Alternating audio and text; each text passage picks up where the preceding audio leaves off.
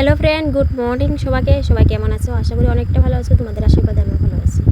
তো আজকে সকাল থেকে ব্লগটা স্টার্ট করলাম। দেখতেই পাচ্ছ একটু মুছামুছি করছি। এটা হচ্ছে আমাদের রান্নাঘর। তো রান্নাঘরটা একটু মুছে নিলাম, বৃষ্টি হয়েছিল তো খুব, তার জন্য আর কি কেমন হয়ে গেছিলো, তো অল্প মুছে নিলাম। কারণ বৃষ্টি হওয়ার পর বাড়িঘর যদি পরিষ্কার না থাকে একদম ভালো লাগে না। তারপরে যে মুছে নিলাম, তারপরে তো মার হাতে হাত রেখে সব কাজই করে দেয়। কারণ মা এখনও পায় না কাজ করতে, মার উপরে সব ছেড়ে দিলেও ভালো লাগে না। তো সব কাজেই হেল্প করি, আমারও ভালো লাগে, মারও হেল্প হয়। তো তাই আর কি সব কাজই করে দিছি।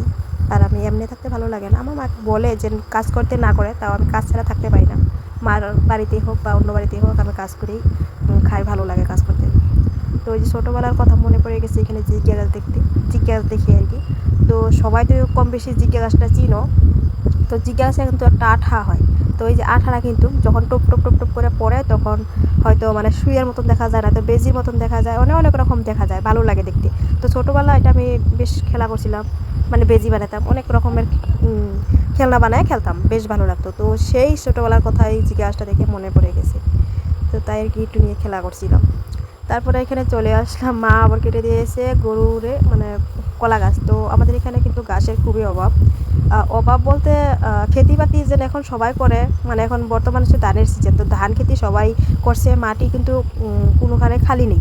তো সব এই যে দেখতে পাচ্ছ আমাদের এই যেখানে আমার খালি মিলতে হয়তো আমাদের এই জায়গাটায় খালি থাকে গরু বান্ধার জন্য, চারিদিক দিয়ে খেতি।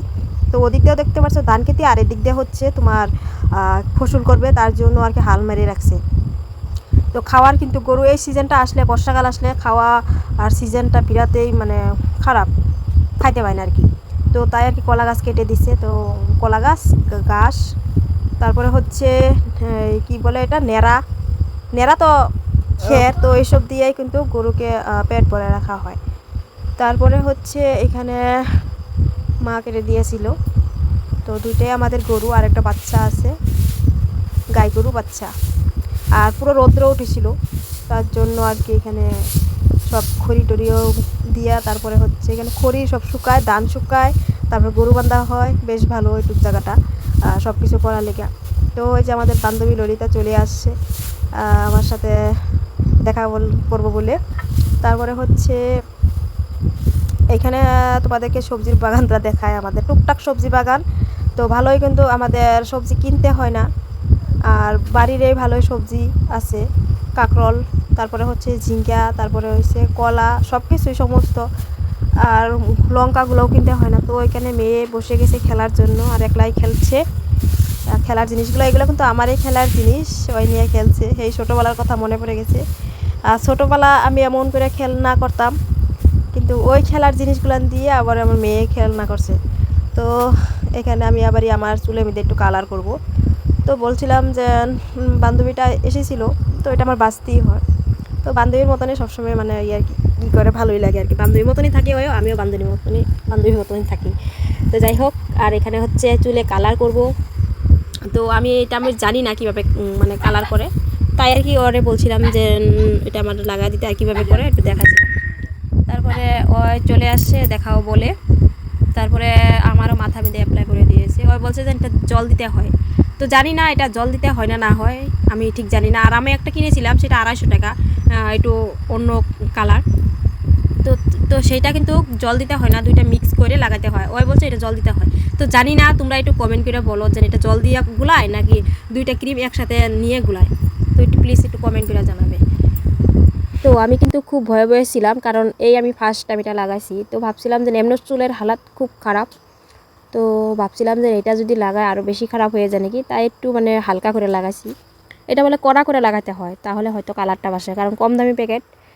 তাই আর কি কড়া করে লাগালে একটু দেখা যায়। তো আমি আর কড়া করে লাগাই না, আমি কই না যেমন হালকা করে লাগাই, হয়তো কালার হলে হোক, না হলে নাই। তো তাই আর কি লাগাই নাই। তারপরে হচ্ছে আমাদের এখানে কিন্তু 1 সপ্তাহ ধরে ভীষণ বৃষ্টি হয়েছিল। বৃষ্টির জন্য কিছু ভালো লাগছে না, ভাবছিলাম হয়তো এক জায়গায় ঘুরতে যাব। তো সেটা আর হয়ে উঠলো না বৃষ্টির জন্য।